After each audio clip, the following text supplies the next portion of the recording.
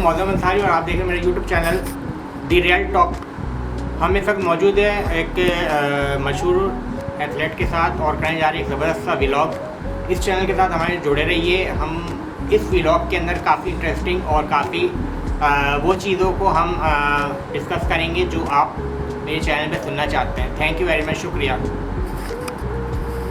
अस्सलाम वालेकुम मेरे देखने वाले, सुनने वाले और पसंद करने वाले। हम इस वक्त मौजूद है दी रियल टॉक पॉडकास्ट के ऊपर और करने जा रही है ज़बरदस्त सा व्लॉग। हमारी आज की मशहूर एथलीट और डॉक्टर सना जमील के साथ हम इस वक्त मौजूद हैं और एक ज़बरदस्त सा प्यारा सा व्लॉग करने जा रहे हैं। जुड़े रहिए मेरे चैनल के साथ और देखते रहिए। Assalamu alaikum. I'm Sana Jameel, a doctor by profession and a mountaineer and trekker by passion. और हाल ही में मैं और मेरी टीम ने जो है ये 4 हाई माउंटेन पासेस जो कि 5000 मीटर से बुलंदी के ऊपर वाक़ हैं, वो हम लोगों ने ये पासेस क्रॉस किए हैं, जो कि ख़ुद एक अल्हम्दुलिल्लाह एक हिस्टोरिकल लैंडमार्क है। ये चारों पासेस जो हैं 5000 मीटर से जो है बुलंद पासेस हैं और इससे पहले कोई पाकिस्तानी टीम जो है वो इस तरह की एक्सपीडिशन में इस एक्सपीडिशन का हिस्सा नहीं बनी जिसमें उन्होंने ये 4 हाई माउंटेन पासेस इतने कम और इतने लिमिटेड टाइम यानी कि 14 से 15 दिन में ही सारे पासेस को अचीव किया। उसके साथ साथ इस टीम का हिस्सा मेरे साथ एक और मेरे साथ पाकिस्तानी खातून शामिल थी और मुझे और उनको मिला के हम लोग 2 पाकिस्तानी ख़वातीन थी जिन्होंने पाकिस्तान से भी एक रिकॉर्ड बनाया है कि जी पाकिस्तान से हम पहली 2 ख़वातीन हैं जिन्होंने ये 4 पासेस जो है ये 14 दिन में अबूर किए। उसके साथ साथ इन 4 पासेस में से 2 पासेस ऐसे हैं कि जिनमें किसी भी खातून ने आज तक ना सिर्फ पाकिस्तान से बल्कि पूरी दुनिया से अपने कदम नहीं रखे। सो ये भी एक हिस्टोरिकल लैंडमार्क है और अल्हम्दुलिल्लाह मैंने और मेरे साथ जो मेरी कॉलीग हैं डॉक्टर सारा, उन्होंने मिल के जो है हम इस हिस्टोरिकल लैंडमार्क का हिस्सा बने। Thank you so much. हमें मौजूद अपनी प्यारी सी गेस्ट सना जमील जो कि बाय प्रोफेशनल डॉक्टर हैं और एथलीट माउंटेनियर वगैरह भी है और इन्होंने हाल ही में कोई पैमा के ऊपर जो है ना जो चीज़ें कवर की हैं उसके ऊपर हम इनसे बात करेंगे। अस्सलाम वालेकुम मैडम। सबसे पहले तो मैं आपको खुशामदीद कहता हूँ, आपने हमारे पॉडकास्ट के लिए थोड़ा सा टाइम निकाला। Thank you very much. आपका भी बहुत शुक्रिया कि आप आए और इसे तशरीफ़ लाए और आपने टाइम निकाला कि आप मेरा इंटरव्यू लें। अच्छा, हमारा एक रूटीन था जस्ट जो हमारा व्लॉग का पॉडकास्ट में फर्स्ट क्वेश्चन होता है ये होता है कि how to start your journey. आपकी जर्नी कहाँ से शुरू होती है? मेरी जर्नी जो है पहाड़ों से इंस्पिरेशन के साथ स्टार्ट होती है और अगर पहाड़ों से इंस्पिरेशन की आप बात करते हैं तो वो बहुत पुरानी है। यानी कि मैं जब बहुत छोटी थी 10 साल की उम्र जब मैं पहली बार गिलगित बाल्टिस्तान गई तो वहाँ मैंने ये ऊँचे पहाड़ काराकोरम के और हिमालयस के पहाड़ देखे तो आई वॉज स्पेल बाउंड और मुझे इन पहाड़ों ने बहुत इंस्पायर किया।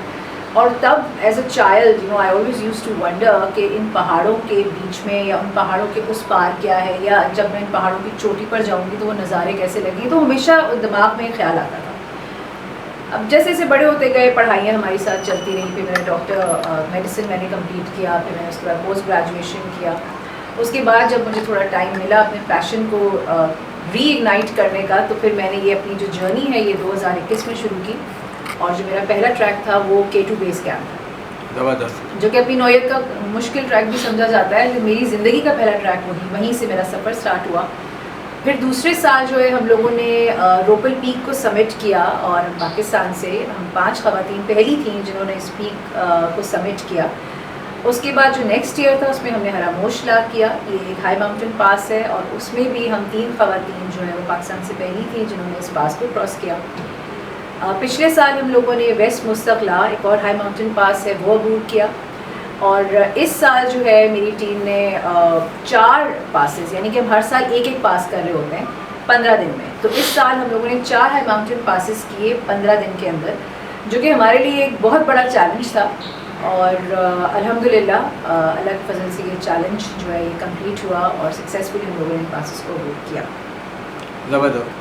अच्छा, हमारे देखने वालों को थोड़ा सा ये बताएं कि आप एज ए डॉक्टर यानी बाय प्रोफेशनल आप डॉक्टर हैं, तो आप डॉक्टर के साथ साथ आप अपनी इस फैशन जो आपका पैशन है इस पे आप कैसे टाइम निकाल लेती हैं? मतलब ऐसा तो नहीं कि किसी के साथ थोड़ा सा एक्स्ट्रा टाइम दे रही होती हैं, किसी के साथ कम, किसी के साथ ज़्यादती, किसी का तो इस पर थोड़ा सा बताइए प्लीज़। हाँ जी, ये सवाल अक्सर मुझसे किया जाता है कि यूजुअली यहाँ पे जो लोगों का बेसिकली कॉन्सेप्ट है डॉक्टर्स के हवाले से कि डॉक्टर्स और कुछ कर नहीं सकते, और बाकी ये बात है कि उनकी लाइफ्स बिजी होती हैं, काफ़ी बिजी प्रोफेशन है, मुश्किल प्रोफेशन है। लेकिन ये वही बात होती है कि अगर कोई पैशन आपकी लाइफ में है, कोई शौक़ आपके ज़िंदगी में है जिसको आपने परवान चढ़ाना है, तो फिर ये आप पे डिपेंड करता है कि आपने इसको किस तरह बैलेंस करना है। So I believe that I can balance both of my my professional life as well as my passion together. ये सारा जो खेल है ये बैलेंस करने का है, और अगर ये मेरा प्रोफेशन नहीं होता तो मैं इस पैशन को कंटिन्यू नहीं कर सकती थी, और अगर मेरा ये पैशन नहीं होता तो बहुत सी चीज़ें जो मैंने माउंटेनियरिंग और ट्रैकिंग से हर साल सीखी हैं वो मैं आज अपने प्रोफेशन में इनकॉर्पोरेट नहीं कर सकती थी। बहुत सी चीज़ें जो हम पहाड़ों से सीखते हैं, जैसे कि आप अपने गोल्स पे कैसे फोकस करें, और उसके अलावा प्रॉब्लम सॉल्विंग आप कैसे कर सकते हैं, उसके अलावा स्ट्रॉन्ग डिटर्मिनेशन है, रिजिलियंस है, डिटर्मिनेशन है, ये सब मैंने पहाड़ों से सीखा, और इन सारे एलिमेंट्स को जो है मैं अपने प्रोफेशन में अब इनकॉर्पोरेट करती हूँ, तो मुझे उसका भी बहुत ज़्यादा फ़ायदा है। सो दोनों चीज़ों ने एक दूसरे को फ़ायदा पहुँचाया, यानी मेरे प्रोफेशन की वजह से आज मैं अपने पैशन है, और पैशन की वजह से आज मैं अपने प्रोफेशन भी बहुत अच्छे से हैंडल कर रही हूँ, अल्हम्दुलिल्लाह। तो आप ऐसे वुमेन, तो आपने जो ये चूज़ किया है, आपका जो पैशन है, तो आप जब वहाँ पे जाती हैं टूर पे, तो क्या आपको कुछ डर वगैरह, खौफ वगैरह नहीं लगता है? देखिए, अगर तो आप वाकई एक्चुअल और ट्रू माउंटेनर ट्रैकर हैं तो डर और खौफ को तो निकाल दें। डर और खौफ नहीं होता, नहीं है तो हम इस फील्ड में ये एक आप कह सकते हैं कि बड़े एक्सट्रीम रिस्क स्पोर्ट एक्टिविटी है, जहाँ पे जो है बड़े सारे ख़तरात से हम खेल कर ये सारे जो पहाड़ को समिट भी करते हैं, पासिस को दूर भी करते हैं। तो अगर ज़रा सा भी खौफ आपकी लाइफ में होगा या किसी भी किस्म का फेयर होगा तो आप ये काम कर ही नहीं सकते। तो जो लोग इस स्पोर्ट से वाबस्ता हैं, उनमें खौफ नाम की कोई चीज़ होती नहीं है। अच्छा, एक नॉर्मल ना क्वेश्चन मैं ये पूछना चाह रहा हूँ कि जैसे आप जब जाती हैं पहाड़ों पे, तो अगर वहाँ जैसे कोई मेडिकल इमरजेंसी हो जाए किसी के साथ भी, आपके टीम के, तो उसको कैसे, हाउ टू हैंडल, मतलब उसको कैसे हैंडल आप लोग कर रहे होते हैं? देखें, एक तो सबसे मज़े की बात ये है कि मेरी टीम में एक तो मैं खुद भी डॉक्टर हूँ, और मेरे साथ जो है वो इस साल तो 2 डॉक्टर्स और भी थे on board, so we like 3 doctors all together. हर साल हमारे साथ डॉक्टर्स होते हैं जिसमें मैं खुद भी शामिल होती हूँ। तो अभी तक तो वैसे ऐसी कोई नौबत 5 साल से मैं कर रही हूँ, कोई खुदा ना खासा ऐसी मेडिकल इमरजेंसी नहीं आई, लेकिन अगर आती भी है तो उसके लिए हम प्रिपेयर्ड होते हैं, उसकी तैयारी करके जाते हैं। हमारे पास पूरी मेडिकल किट होती है, फर्स्ट एड किट होता है कि अगर कोई परेशानी या कोई मुसीबत या किसी की कोई तबीयत ख़राब हो जाए तो उसका पूरा बंदोबस्त हमारे पास एज डॉक्टर्स होता है। जब आप वहाँ पहाड़ों पे जा रही होती हैं, वहाँ होती हैं मौजूद, तो क्या आपको होम सिकनेस होती है, घर याद आता है? जब जा रहे होते हैं तो थोड़ा बहुत उस वक्त जाते हुए तो याद आता है, लेकिन जब हम वहाँ पहुँच जाते हैं तो फिर वो होम सिकनेस सब ख़त्म हो जाती है। आप मैरिड हैं माशाल्लाह से? हाँ जी। तो आप अपनी मैरिड लाइफ को और माउंटेनियर वाली लाइफ को और डॉक्टर वाली लाइफ को, इसको आप इसके साथ कैसे मतलब मैनेज कर रही हैं इसको काम? ये इस सवाल का जवाब देना थोड़ा सा मुश्किल है, मतलब जैसे कि मैंने आपको पहले भी बताया कि ये आपकी पर्सनैलिटी पर डिपेंड करता है, एज अ पर्सन आप कैसी चीज़ों को बैलेंस करके लेके चल रहे हैं। सो लाइक अल्हम्दुलिल्लाह मुझे लगता है मैं कर लेती हूँ बहुत सी चीज़ों को बैलेंस, मतलब जैसे मैंने अपनी प्रोफेशनल लाइफ भी रखी हुई है, और ये मेरा पैशन है, मैं हर साल एक बड़ी एक्सपीडिशन करती हूँ, और ऑब्वियसली फैमिली लाइफ भी है, तो वो अल्लाह की फसल से हो जाता है बैलेंस। और यही बात है कि शौक़ अगर आपने रखा है, किसी चीज़ का पैशन है, तो आप कुछ भी कर गुजरते हैं, आप हर चीज़ को, हर नामुमकिन चीज़ को भी मुमकिन बना देते हैं। तो ये बैलेंस करना कोई बहुत बड़ी बात नहीं हो जाती फिर हमारे लिए। अगर पैशन की जो कहते हैं ना, वो एक आग जो होती है पैशन की, वो अगर आपके अंदर हो तो फिर आपके लिए कोई चीज़ मुश्किल नहीं है, आप हर चीज़ आराम से बस आगे बैलेंस कर सकते हैं। जब आप लोग पहाड़ों पे जाते हैं तो इसमें ये एक मैं समझता हूँ कि पूरा टीम वर्क होगा। जी बिल्कुल। ठीक है, तो इसको लीड कौन कर रहा होता है? हमारे जो है वो टूर गाइड होते हैं, जो हमारे पूरे एक्सपीडिशन के गाइड होते हैं, जो कि ये टूर गाइड वहाँ के लोकल होते हैं? वहाँ के लोकल होते हैं बिल्कुल, क्योंकि उनके अलावा उन अनजान रास्तों में तो हम जैसे शहरी लोगों का चलना, एक कदम लेना भी जो है वो हमारे लिए मुश्किल है। हमें तो अच्छा, यहाँ पे मैं आपकी थोड़ी सी बात काट रहा हूँ, एक चीज़ में जहन में अभी एक क्वेश्चन आ रहा है, जैसे कि आपने कहा कि लोकल गाइड, उनको आप यूज़ करके आगे जा रहे होते हैं, ठीक है, तो क्या ऐसा होता है कि वो लोकल गाइड आप लोगों से हैवी अमाउंट चार्ज कर रहे होते हैं? देखिए, वो तो जो भी अमाउंट चार्ज करते हैं वो मैं समझती हूँ जायज़ होती है, क्योंकि जो मुश्किलात और जो मतलब वो हमें फैसिलिटीज़ प्रोवाइड करते हैं इतने मुश्किलात में और इतने मुश्किल टेरेन्स में, ये ह्यूमनली पॉसिबल नहीं है। आप कभी खुद भी जाके वहाँ पे एक्सपीरियंस ज़रूर कीजिएगा, आपको इस बात का को भी अंदाज़ा हो जाएगा कि जब हम जाते हैं तो वहाँ पे सिर्फ हम लोग नहीं होते, हमारे साथ हमारी पूरी टीम, यानी कि हमारे जो गाइड होते हैं वो तो होते ही होते हैं, उनके साथ हमारे high altitude guides, high altitude porters होते हैं। ये वो लोग हैं, ये वो हीरोज़ हैं जो कि हमारा इतना भारी भारी सामान उठा के जितना हम कितने किलोमीटर्स जो है रोज़ का चलते हैं उन टेरेन्स में, उन बर्फ़ में, हर ग्लेशियर्स में, हर मुश्किल टेरेन में वो लोग बासानी चल जाते हैं। तो इनके बगैर हमारी एक्सपीडिशन नामुमकिन है। इसका मकसद ये जो मैं आपकी बातों से समझ रहा हूँ कि अगर 4 पीपल जा रहे हैं इस जर्नी को कवर करने के लिए, ठीक है, तो आपके साथ पीछे जो है 4 से 5 और भी लोग होंगे जो आपको सपोर्ट कर रहे होंगे। जी बिल्कुल, आप ये समझें कि वो हमारी टीम का ना एक्सपीडिशन का बैकबोन है, रीढ़ की हड्डी जिसको बोलते हैं, वो बड़ा सपोर्ट सिस्टम है। उनके बगैर तो हमारी कोई भी कामयाबी कहलाई नहीं जा सकती। अच्छा, अभी आप जैसे लेटेस्ट आपने जो इवेंट को सर किया, तो मुझे उसमें मतलब कोई ऐसी इंटरेस्टिंग बात जो पिछले तमाम इवेंट के मुकाबले में इस बार आपको ज़्यादा मज़ा आया हो, कोई ऐसी बात मेरे देखने वालों को बताइए। जी ज़रूर। सबसे पहली बात तो ये कि इसमें 4 पासेस थे, तो ये आसान तो बिल्कुल भी नहीं था, बहुत ही मुश्किल था। एक पास करना भी बहुत मुश्किल होता है, यहाँ हम लोगों ने 4 पासेस किए थे। तो आप मज़ा तो ऑब्वियसली हमें आता है, हम पहाड़ों से मोहब्बत करने वाले लोग हैं, तो जो पहाड़ों में होते हैं हमें वैसे ही बहुत मज़ा आता है। लेकिन मुश्किलात बहुत ज़्यादा मुश्किलात थी। मौसम की सख्तियाँ थी, उसके साथ साथ जो टेरेन्स जिनमें हम चल रहे थे वो बहुत मुश्किल टेरेन्स थी। बर्फ़ पे चलना, ग्लेशियर पे चलना, फिसले भी, क्रेवेसेस बहुत ज़्यादा थे, लोग गिरे भी क्रेवेसेस के अंदर। सो ये सब चीज़ें बहुत ज़्यादा थी। और एक दिन में हम लोग जो है ऑन एन एवरेज 13 से 14 घंटे चलते थे, यानी सुबह अगर 4 बजे चलें तो कभी कभी रात के 12 बजे भी अपनी कैंप साइट्स पे पहुँच होते थे, क्योंकि इतने कम टाइम में आप ये 4 पासेस कर रहे हैं तो इसमें आपको एक दिन में चलना भी बहुत पड़ता है। तो मज़े तो ये हैं, लेकिन मुश्किलात भी बहुत ज़्यादा थी। मतलब हर पास ने हमें अपने तरीके से आजमाया, अपने हिस्से की सख्तियाँ दिखाई और डिफ़िकल्टीज दिखाई, लेकिन अल्हम्दुलिल्लाह हो गया। मेरे हिसाब से आपको जो फिटनेस का राज है, खूबसूरती राज है, वो यही है कि आप साल में एक बार जो है ना सब चीज़ों को बराबर कर लेती हैं।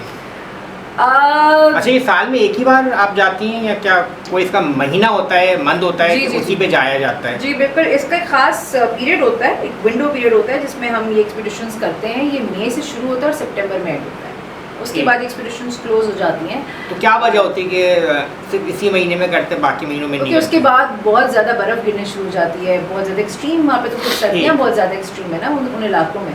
तो ये जो पूरी विंडो है ये वहाँ की गर्मियाँ कहलाती हैं जी, मंडे से वो मई से ले के सितंबर तक।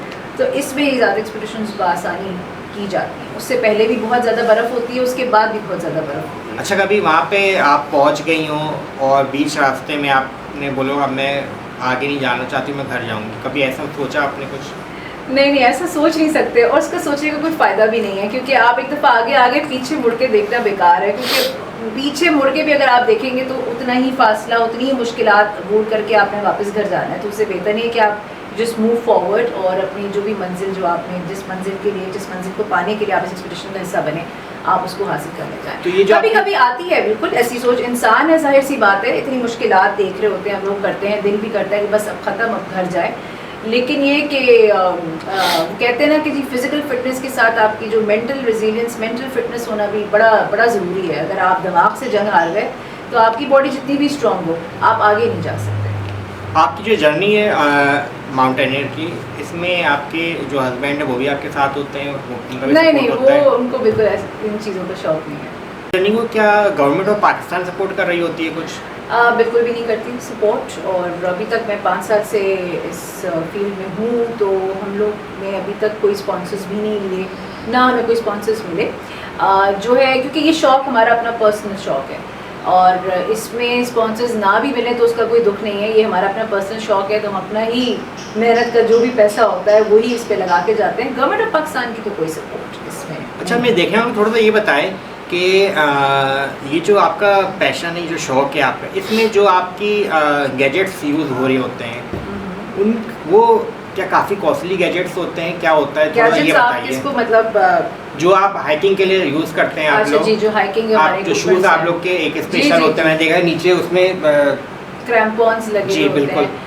हाँ जी, एक्सपेंसिव, ये शौक जो है ये खुद बड़ा एक महंगा शौक है। बेसिकली जो माउंटेनियरिंग है, ये ट्रैकिंग तो ये है, सामान सारा पाकिस्तान में अवेलेबल है? पाकिस्तान में सेकंड हैंड के तौर पे आप कह सकते हैं अवेलेबल होता है। लाइट हाउस मार्केट्स हैं या संडे बाज़ार्स हैं, यहाँ से बहुत से लोग ले लेते हैं। लेकिन जो लोग अफोर्ड कर सकते हैं वो बाहर से भी चीज़ें जो है वो मंगवा लेते हैं। इंपोर्टेड स्टफ़ होता है वो मंगवाते हैं। तो ऑल डिपेंड्स। पाकिस्तान में बहुत सी चीज़ें अवेलेबल है, सारी सेकंड हैंड नहीं है। जैसे कि मैं अगर बात कर रही हूँ क्रैम्पॉन्स की या गेटर्स की, या जो हम लोग जैकेट्स वगैरह पहनते हैं, वो यहाँ पे भी लोकली काफ़ी अच्छा सामान मिल जाता है। लेकिन जो लोग ज़्यादा अफोर्ड कर सकते हैं वो बाहर से भी चीज़ें इंपोर्टेड भी मंगवा सकते हैं। तो ऑल डिपेंड्स आपका बजट कितना है, हर बंदे का बजट मुख्तलिफ होता है, तो अपने बजट के हिसाब से इसको मैनेज कर लेता है। अच्छा, मुझे एक चीज़ बताएं, आप लोग जो हाइकिंग के ऊपर एक नेविगेटर यूज़ करते हैं मोबाइल टाइप का, तो उसका क्या नाम है प्रॉपर, क्या उसको बोलते हैं? मोबाइल का नेविगेटर जो आप लोग हमारे पास बेसिकली हम गूगल अर्थ और गूगल मैप्स वगैरह जो हैं वो उनके वहाँ पे सिग्नल आ रहे होते हैं? नहीं, सिग्नल्स नहीं आते। हम लोग बेसिकली अपने एक्सपीडिशन में जाने से पहले पूरी तैयारी करते हैं और पूरे जो है मैप्स की पूरी मतलब हम रिसर्च एक पूरी होती है हमारी टीम की, जिसमें हम देखते हैं कि हमें कौन कौन सी टेरेन्स पे कहाँ कहाँ कैसे कैसे किस किस दिन जाना है। तो उस हिसाब से हम अपनी तैयारी जो है वो करके रखते हैं जी। वो वाले गैजेट्स हमारे पास ज़रूर होते हैं कि जब हम एक जगह पहुँचते हैं तो वो हमें वहाँ की हाइट बताता है, एल्टीट्यूड बताता है कि यहाँ हम पहुँच चुके हैं, यहाँ का ये एल्टीट्यूड है, इतना हमने डिस्टेंस कवर कर लिया, इतने किलोमीटर्स का, इतना हमने एलिवेशन गेन कर लिया। ये वाली सारी जो है गैजेट्स हमारे पास मौजूद होते हैं और ये हमें उस वक्त इन तमाम चीज़ों का जो है वो इन्फॉर्मेशन दे रहे होते हैं। मेरे चैनल पे हम इस वक्त डॉक्टर सना जमील के साथ मौजूद हैं, जो कि माउंटेनियर एथलीट हैं और साथ ही साथ डॉक्टर भी हैं।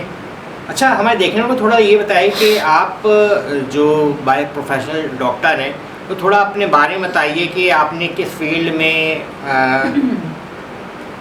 जी, मैंने obviously as a medical doctor I done my MBBS first and then I did my post graduation in clinical microbiology.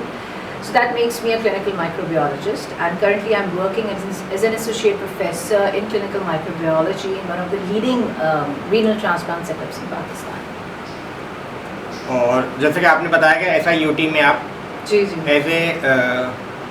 an associate professor काम कर रही हूँ जी. अच्छा, हम डॉक्टर सना जमील के साथ इस वक्त मौजूद हैं और जुड़े रही मेरे चैनल के साथ। हम इनसे मज़ीद अच्छे और मुख्तलिफ बातों के ऊपर जो मेरे चैनल पे लोग जानना चाहते हैं हम उस पर डिस्कस करेंगे।